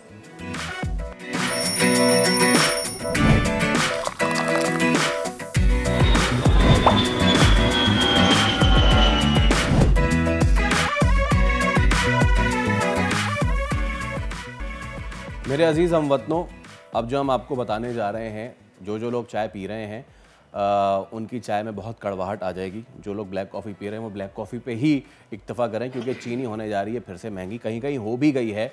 तो आखिर इसकी वजूहात क्या हैं? रमज़ान आने में अभी वक्त बाकी है, लेकिन उससे पहले ही इस तरह के मामला, तो इस पर बात कर लेते हैं। अब्दुल रऊफ इब्राहिम साहब हमारे साथ मौजूद हैं, chairman wholesale grocers association. Sir अस्सलाम वालेकुम। वालेकुम अस्सलाम। कैसे हैं आप? ठीक नहीं है। क्यों, क्या हो गया? यार आप ये देखें कि हम गरीबों के लिए कुछ ना सोचें, मिडिल लोगों के लिए ना सोचें। एक कॉस्ट पड़ती है जो 120 की चीनी जी, यानी अगर शुगर मिल बनाती है गन्ने से और उसकी रिकवरी 10.5% आती है, तो 400 रुपये मन, 450 रुपये मन गन्ना है जी, तो इसकी 10.5% रिकवरी करें तो ये 100 रुपये किलो पड़ती है जी। अब उस पर टैक्सेस लगा दिए जाएं और मोलासिस इनको फ्री होता है, और जो ब्रास से, जो छिलके से बिजली बनती है वो फ्री बिजली होती है और बिजली बेचते भी हैं। अब आप ये अलमिया नहीं है कि हम उनको प्रॉफिट भी दे रहे हैं और 120 के बजाय ये आज 145 में होलसेल है, 47 में होलसेल है, 160 रुपये में रिटेल में बिक रही है। अगर ये रमज़ान में इस पे कंट्रोल नहीं किया गया 200, मैं हुकूमत वक्त से मुतालबा करूँगा कि ये रिट को चैलेंज किया जा रहा है, हुकूमत की रिट को ये चैलेंज हो रहा है। सट्टा माफिया सरगर्म है, शुगर कार्टेल अपने काम कर रहा है और मिलों पे जो शुगर क्रश हो जाती है तो मुझे ये बताएं उसको होल्ड क्यों करवा दिया जाता है? डीओ इशू होते हैं लेकिन माल नहीं उठता फिजिकल, उस पर गौर करना चाहिए कि 3 दिन में माल लिफ्ट हो ताकि माल वाफिर मिकदार में पहुँचे और मार्केट डाउन हो। क्यों नहीं होता ये तो हम ये कि जी यहाँ आके डंप हो जाता है, यहाँ ज़ख़ीरा अंदोज़ी हो जाता है, लेकिन आपकी बात से मैं ये नतीजा गज़ कर रहा हूँ कि हुकूमती सतह पे ज़ख़ीरा अंदोज़ी नहीं होती, ज़ख़ीरा अंदोज़ी, लेकिन हुकूमत नहीं चाहती। हुकूमत देखो कोई भी महंगाई नहीं चाहती हुकूमत, लेकिन हुकूमत को भी रिट को चैलेंज तो हम लोग ही कर रहे हैं ना। जो हमारे ताजिर साहब हैं जो सट्टा माफिया खेल रहे हैं वही ग्रुप है, वही लोग हैं, नया जाल है। तो सर आप यानी पिछले सालों में भी यही थे लोग जो पकड़े गए थे और इस साल भी वही है। तो आप तो मतलब सदर हैं, तो आप क्यों नहीं पाबंद कर रहे आगे से लोगों को? मैं तो रोज ही पाबंद कर रहा हूँ, रोज टीवी मीडिया में मैं ही चल रहा हूँ और उस पर भी हमें धमकाया जाता है, लेकिन मैं परवाह नहीं करता हूँ चीज़ों। कौन धमकी दे रहा है आपको? आपको कौन धमकी दे रहा है?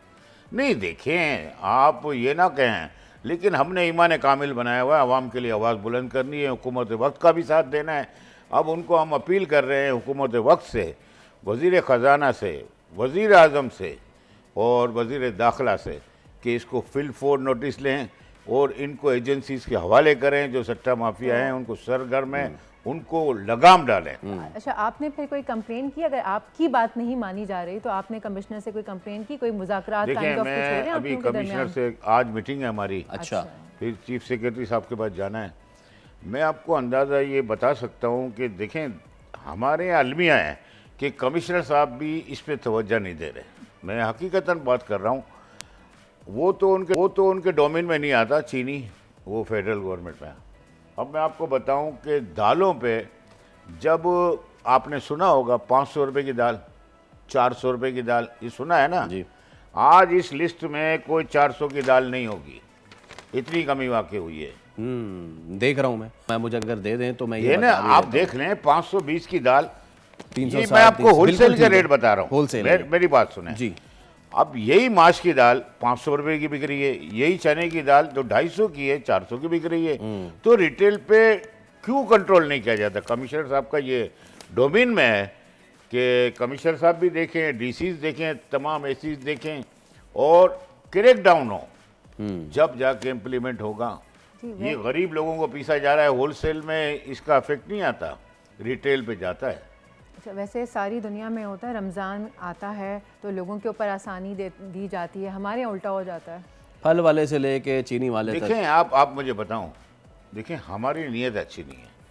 फेस्टिवल जो होता है ना दुनिया में, ये तो एक रमज़ान बाबरकत महीना है, ये आप यकीन माने ना माने, ये मेरी गारंटी थी कि दालों में और ये इसमें करेक्शन आती है। हर साल 15 साल से मैं रिकॉर्ड कर रहा हूँ कि रमज़ान में मंदी आएगी, यानी डाउन होंगी कीमतें, ये कुदरत का निज़ाम है। 500 की चीज़ आज 350 पे खड़ी है, ये सारी चीज़ें नोट कर लें आप। 100 रुपये 150 रुपये किलो कमी वाक़ई हो जाना और रिटेल पे वो कमी वाक़ई नहीं हो रही, ये अलमिया है पाकिस्तान। बिल्कुल बिल्कुल, ये कराची का भी अलमा है, कराची के कमिश्नर है ये। तो क्या वो नहीं देख रहे हैं? अभी आपके टीवी के तवज्जुह से मैं उनसे आज मीटिंग भी है हमारी प्राइस लिस्ट पे, तो अब रमज़ान में याद आता है हमको, 11 महीने याद नहीं आता, 11 महीने में कोई इम्प्लीमेंट भी नहीं होता है। यानी पाकिस्तान की तारीख भी मैंने रिकॉर्ड करवाई है कि कमिश्नर साहब को मैंने कहा कि ये प्राइस जो आपने दालों की फिक्स की है बहुत ज़्यादा लिख दी है आपने, इसको कम करें। वो मुझे पूछ रहे हैं कि आप कौन से ताजिर हैं? मैंने कहा आप कम कराने आए हैं। मैंने कहा कम होना चाहिए आवाम के लिए। फिर मैंने उस पर भी आवाज़ उठाई कि आपने आटे के रेट गलत मुकर्रर किए, इसको भी कम करें। वो 2 दफ़ा रिवाइज हुई है ये लिस्ट। देखें, ताजिर ये नहीं चाहता कि आवाम को लूटा जाए। अच्छा, अब इसमें फिर सर देखिए ना, आखिर में आपसे ये ज़रूर पूछूंगा कि आप हो गए या ताजिर हो गए, आप कह रहे हैं कि मैं जा रहा हूँ और मैं कह रहा हूँ भाई कम करो, ठीक है, ताजिर भी चाह रहा है कि वो कम करे, हुकूमत भी आप कह रहे हैं कि नहीं चाहती कि महंगाई हो, मसला कहाँ आ रहा है? देखिए यही है ना, ब्यूरो सप्लाई अपना नहीं काम कर रही, प्राइस कंट्रोल काम नहीं कर रही, कंज्यूमर राइट काम नहीं कर रहा है, कमिश्नर काम नहीं कर रहा है, डीसीज काम नहीं कर रहे हैं। तो जब वो फील्ड में आएंगे, जब किसी को लटकाएंगे जब होगा ना। अब ये देखें, ये डिफेंस का अलग रेट है। जी हाँ, जी हाँ, आप बहादुराबाद जाएंगे अलग रेट है, खारदार में जाएंगे अलग रेट, नॉर्थ में अलग रेट, नॉर्थ में अलग है। मुझे आप ये बता दें कि कहीं 100 रुपये किलो 150 रुपये किलो नफ़े पे बात होती है, कहीं रिटेल पे तो आप गर्दन हलाल कर रहे हैं। तो आप उनके ऊपर इकदाम क्यों नहीं उठाते? बिल्कुल ये बड़ी बड़ी चेनें हैं जिनका नाम नहीं ले रहा मैं, उन पे हाथ क्यों नहीं डालते? यही मसला है असल में अगर आप नहीं करना चाहते तो उसका तो हमने रोज आपको बोलना है और बोल टीवी पे बोलना है ना, और हम इलेक्ट्रॉनिक मीडिया पे भी बोलते हैं। चलें, हम उम्मीद करते हैं सर आप जा रहे हैं मीटिंग करने, कुछ अच्छा और पॉजिटिव तो होकर आएगा। कहेंगे ये आपके टीवी के तवज्जुह से कि रमज़ान मुबारक है, बिल्कुल खुदा का खौफ खाएं। हम उम्रा भी कर रहे हैं, नमाजें भी हमें यानी बहुत जल्दी भागते हैं। हाँ, तो इसमें फिर तोल मोल के भी जरा मामला ठीक हो जाए के भी सब बहुत शुक्रिया आपका तशरीफ लाए। चले जी, अब वक्त ख़त्म हो चुका है, हम आपसे अब फिर कल मुलाकात करेंगे। आपने हमारे साथ ही रहना है और हमारे साथ ही रहना है, क्योंकि कल भी बहुत सारी चीज़ें होंगी जो हम आपके साथ शेयर करेंगे। तब तक के लिए अल्लाह हाफ़िज़।